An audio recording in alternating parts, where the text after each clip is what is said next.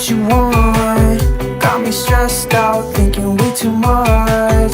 Need to calm down, call it what you want. Got me bummed out, got me stressed out. How's your day so far? Friday? Got that Friday feeling? Yeah, not bad. Oh, yeah. Can't complain. Not a bad one. Not a bad one. We're going into the studio, I think. Yeah, tomorrow. Yeah. We got a little 5-hour studio session. Other than that, just gonna catch up on some rest, I think. Rock and roll. Yeah. It's been a wild couple of weeks.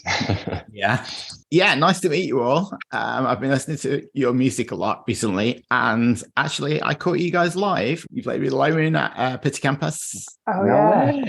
Yeah. Yes. Awesome. I was there. Awesome. That's the first time I actually discovered you, I think. Wow, Very that's so cool. That was a fun show. We did that show on like maybe 1 day or 10 hours notice. What was it? I think it was like the Really? day the night before the show. They asked us, yeah. Yeah. And our drummer couldn't make it, so we did it with just the backing tracks. And yeah, it was a fun show. Very spontaneous. Yeah, that's good. Like, it's good that you could pull that together at short notice, especially with the drum situation. But like, you won me over because that was my first time catching you, and then your music just seems to just keep appearing on my radar these days, which I guess that's what you want. That's great. Yeah. That's great, yeah. So tell me a bit about how this band came together. Like, how long have you been together? What started it all? I think with the new year, it's going to be the mark of 5 years. So right now it's been 4 years we've been together. It started, I was wanting to record some solo stuff at a studio. And then I asked a friend if they had any recommendations of studios.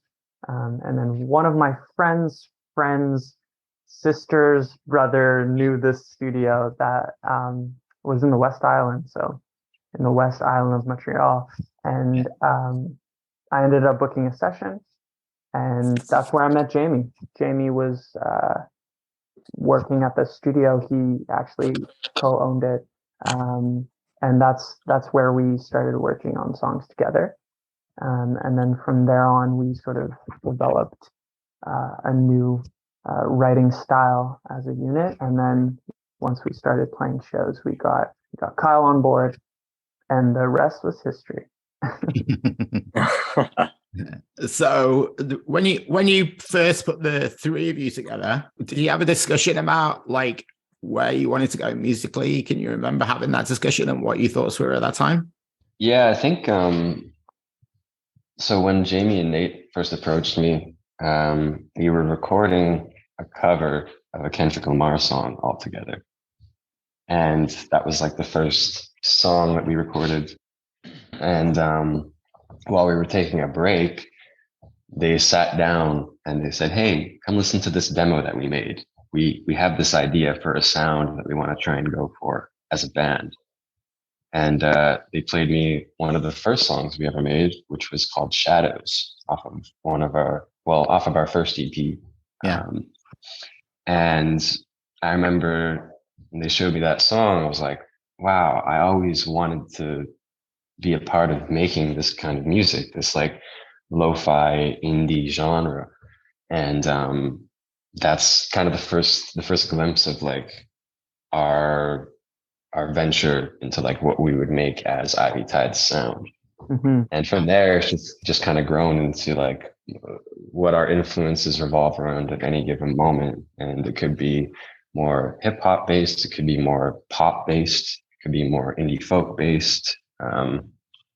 It sort of always is evolving. And I think one of the funnest parts is just to listen back to old songs and be creating new songs and see how drastic, even though they may be minor to other listeners, just for us, like how drastic changes sonically can be in such a short amount of time. And just to see where it goes, every time we get together and work on something new or a new idea. Do the songs come together when you're all in a room together, or do you work on things separately and then come together and throw ideas around? Both. I don't know if one is more popular than the other, but we have this ritual we try to do at least twice a year where we go to a cabin for maybe a week or 6 or 7 days. I'm already guessing that you do that just from the videos. Yeah, there you go. We get a lot of content out of it, so we try to do everything at once. And we usually have demos that we've created individually on our Google Drive, like our vault of demos that are unfinished. And some of them are from Jamie, some of them are from Nate, some of them are from myself. And then we sort of listen through and choose one that we want to work on, or someone will play something, or we'll be listening to another artist's song and sort of have an idea of like, oh, let's try and write something fresh right now and capture this sort of sound and see what we can make. So it never is the same method or process, but we definitely have ideas stemming from ourselves individually, and then ideas that stem from all of us in one room together. Yeah, I think that's the most fun part of the songwriting process, is that it's so flexible, and sort of each song is going to be like a different experience making it. So for us, we're just sort of experimenting with different ways of making songs, and there's some final products that come out of that, which is fun. And do you all have like similar taste in music, or where do you meet musically, and where do you like have this completely separate taste in music? So Kyle likes pretty much every type of music. So if the Venn diagram is like the circle for Kyle, then we'll overlap with like a lot of it, but maybe less so. Nate and I will overlap less so with him with like some of the really heavy stuff. And maybe some of like the trappier stuff. I think our genre interests mesh really well with like indie, hip hop, and some levels of pop. Some rock stuff. Rock, R&B, folk, maybe. Yeah. Folk is good. For sure. And like those genres in themselves are huge. Like there's so many different kinds. But we always end up like bonding over the same artists within those realms. And then like individually, you know, I'll listen to like punk rock, sometimes death metal, sometimes classical music. It's always changing. There's no one that's not allowed to have the aux in the car, though. Yeah, exactly. Yeah, love it. Yeah, so true. Yeah, that's good. Like I think like having those influences being so broad means that what you create as a three. I was going to do a threesome. I'm not sure if that's right.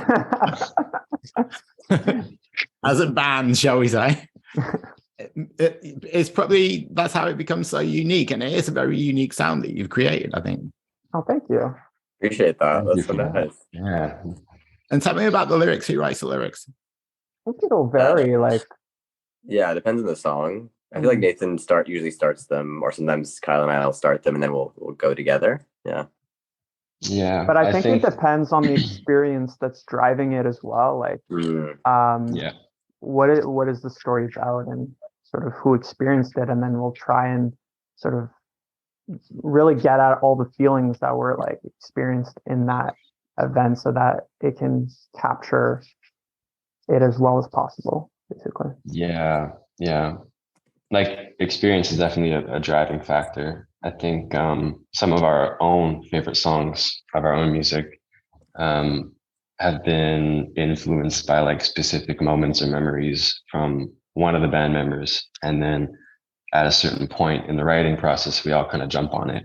And then once the concept is there lyrically and the emotions are met, then we like all dive in and be like, okay, like how many syllables sound good in this part of this verse, and like what words can we use to match that and create like your rhythmic patterns. And then that's one thing. Yeah, like a hive mind. That's one thing we've been working on more, is just sort of finding the perfect words, like putting our brains together to really craft like the best possible version of the song. Yeah. Been fun. Okay. So one thing I ask artists quite often is if I was sat next to you on a plane and we got chatting and you told me you were in a band and I said, oh, play me a song. Is there a song that you would instantly know what to play? And also, would you all agree or disagree on the song? Wow. We all might have different answers. It's a good question. A great question. That's an amazing question. Yeah. I really like that question too. Who wants to go first?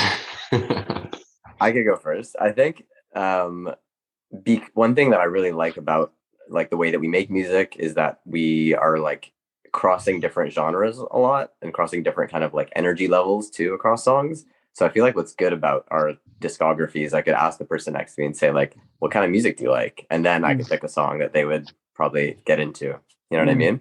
Although I should say right now, the one I'm listening to the most is Overgrown, our newest single, which is really folky. So hopefully they like that, and hopefully the plane's not too loud and they can enjoy it. Yeah, definitely depends on the person and what they like. Because the range, there is quite a variable range there.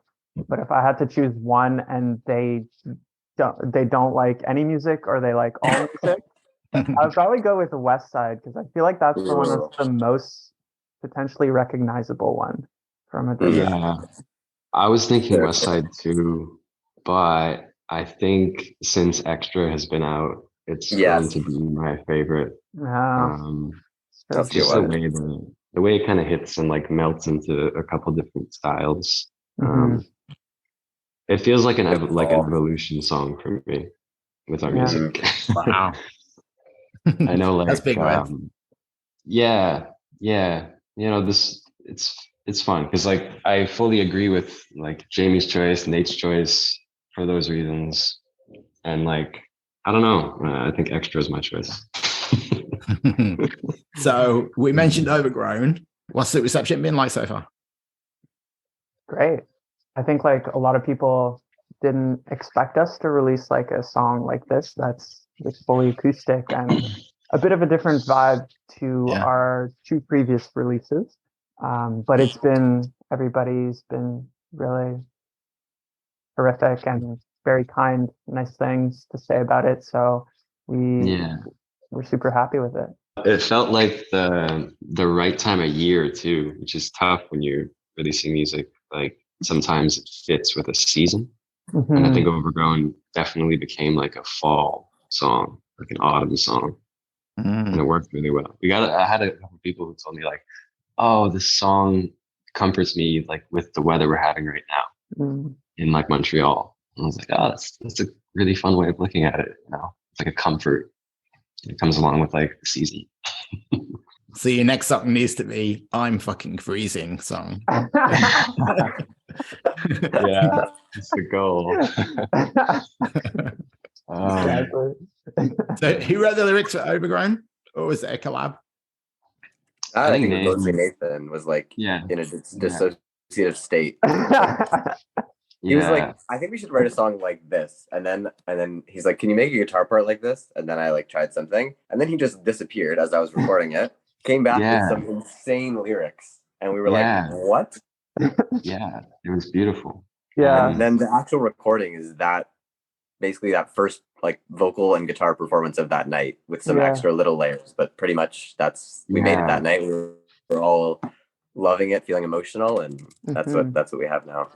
We were at a cabin, so like we captured sort of the sound of that trip and sort of the emotion that was sort of felt while making the lyrics themselves. So I think there was nothing that we could do to like match that in a recording studio afterwards. Yeah. And what's funny is like we had the demo. Well, at the time it was a demo from the cabin, and then a couple months later. We're in the studio trying to re-record with like a larger setup, like more expensive gear. And we're like, no, it doesn't sound as good because we're too attached to sounds that we captured on the trip. So let's just make those sound really good and keep those original recordings. Sometimes you just catch the lightning in a bottle, you know? Yeah. Exactly. Yeah, that's it. Yeah. I think these days more and more people are like trying to capture that and not trying to overthink it. Mm-hmm. Do you find like you're doing that well as well? I think that's kind of like our baseline. I think we're trying to maybe go a bit more in the other direction, honestly. Because maybe we're trying to like refine the sound a little bit more. But it's hard to kind of move on from the original like energy that the first kind of recordings have. So we kind of go in between, yeah. So where did the lyrics come from? What was the inspiration for the lyrics on Overgrown? Oh, Nathan? I think it came sort of from like a place of feeling like things had run its course in sort of a relationship, but not being able to like let go of those good times or sort of come to terms with it, and trying to like look back on the good times, even though there's sort of some lesser good times that are clouding that picture. And that's sort of the emotion that was really prominent when I was like trying to come up with some lyrics. I found myself like feeling overgrown, but at the same time I was like, oh, but all these good things. So then like from the verse you can see like there's some like happy sort of memories and flashbacks, but then in the chorus and in the bridge it's like a bit less happy. So there's a constant like back and forth going on there. Have you played these songs live yet? We played Overgrown live once so far. Yeah, the first time was last Saturday. It was pretty fun. Yeah, it was beautiful. So we've had EPs and singles. Are we talking albums at any point? We are chatting albums. We are talking about albums. Yeah. 5 years. You've been together 5 years nearly. So exactly. Yeah. So what's the thought process behind that? Are you thinking about using any of the songs that we've already heard, or are you just going to start afresh and kind of knuckle down? Yeah, so I think the singles from starting at Extra and onwards are actually going to be part of the album that we're currently working on. Yeah, I think we have a lot of songs sort of stored in the bank right now, and we're trying to make the best sort of combination. And just working on an album is a different experience for us, but totally it's really cool. I'll be really interested to see, because of all your different styles, I'll be interested to see how you like sequence the album, like how you start and take us through the journey of the album. That's quite interesting to see. I'm sure that's something that you like not even thinking about too much yet, but you need the songs. Yeah, no, we're excited for that too. That's something we talk about whenever we're listening to demos, whatever state they're in. We're always talking like, oh, this could be a great opener. Oh, this could be perfect for the A side. This could be perfect for the B side. This could be a great closer. You know, what's the flow of it all going to be, and how is it all going to connect sonically? It's exciting. Yeah. We never, other than EPs, you know, in short form, we've never experienced that amount of decision making when it comes to laying out your music in an order. And while it's intimidating, it's all like ultimately a beautiful experience, and there's many more discussions to come, I'm sure. Many more trips to the cabin. Yeah, exactly. It's a nice way to work. It seems like a really nice way to work, just like going away to the cabin and like having no distractions. Mm-hmm. Yeah, whenever we do it, it's like the highlight of my like season or half the year, whatever it may be. It's rare that you can get away from your everyday routine and focus solely on a hobby, a passion, or a career at this point, and have no distractions and be in a place that allows you to get away from, like I said, your regular routine. You put full focus, creative focus, and have like one common goal for a good couple days in a row. Mm-hmm. Yeah. Okay. So just to wrap up, I want to ask you individually, I want you to name, like, and this is putting you on the spot a little bit, your favorite album of all time, Oh, Oh my.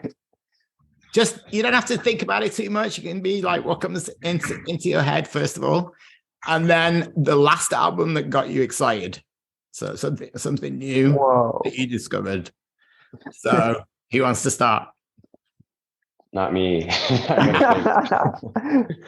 Oh, shit. that's such a good question. I'll give it a shot unless you want to go, Nate. no, go for it. So I think someone asked me this not that long ago, so maybe that's why I'll be okay at giving an answer. But I think my favorite album is actually the Miles Davis album, Kind of Blue. I don't know what it is about that album, but it like makes me feel so calm and peaceful, but also like excited at the same time. It's like such a euphoric listen, so that's really cool. I just asked. I just spoke with Miles Kennedy from Alter Bridge. Oh yeah, and he gave me the same answer to that question. Whoa. Oh, interesting. Okay, they're a great band. That's really cool. That must have been fun. That's fantastic. And then in terms of like recent listens, that's a good question. There's a Montreal artist called Ev Bird. I've listened to his album recently. It's called Puff Piece. Okay, I think I know that one. Yeah. Okay. Yeah, that's a really nice album. And I was following his old band, Oh No Yoko, which was like and they were really cool. So I was excited to hear more from him. So that's what I've been listening to recently. Oh. That's a fun name. That's a good name. I could try and give it a go. I was gonna say for favorite album of all time, like a Beatles record. But I was gonna say that. I think I'm gonna go with Crosby, Stills, Nash and Young Deja Vu album. I think that's just like every song on there is just absolute perfection. And then a recent that I've been obsessed with is an artist called Dijon, who has a record called Absolutely. And that's a great record. Yeah, it has like this live feel to it that's just unmatched. Yeah. Okay, so favorite album of all time. That's a really tough one to stick with, but I think one of the few albums that I always find my way back to, it was one of the first albums I bought on vinyl, is Axis Bold as Love by Jimi Hendrix. And I think recently an album that got me really excited and met up to my expectations was TM by Brockhampton. Came out last Friday. Last week. Yeah, exactly. And didn't expect it. It was like a surprise drop. And yeah, I've been listening to it pretty nonstop. Excellent. Good choices. And some real classics in there. I like the mix as well. Some of you guys up, like we've already talked about your music taste being all over the place. And these choices kind of just represent that. Yeah, exactly. Yeah, nice. Thank you very much for spending some time chatting with me. I wish you all the best with what's coming up. Everything seems to be like working towards something special. So I'm excited to see what happens next. And hopefully I'll catch you live again at some point, maybe. Yes. Thank you so much. Really appreciate it, Steve. Thanks. Run a blessing on my bedside. Say a prayer, then I curl up in a flat tire. I didn't mean to beg you for next time. Come up with your best lie. I don't wanna know why you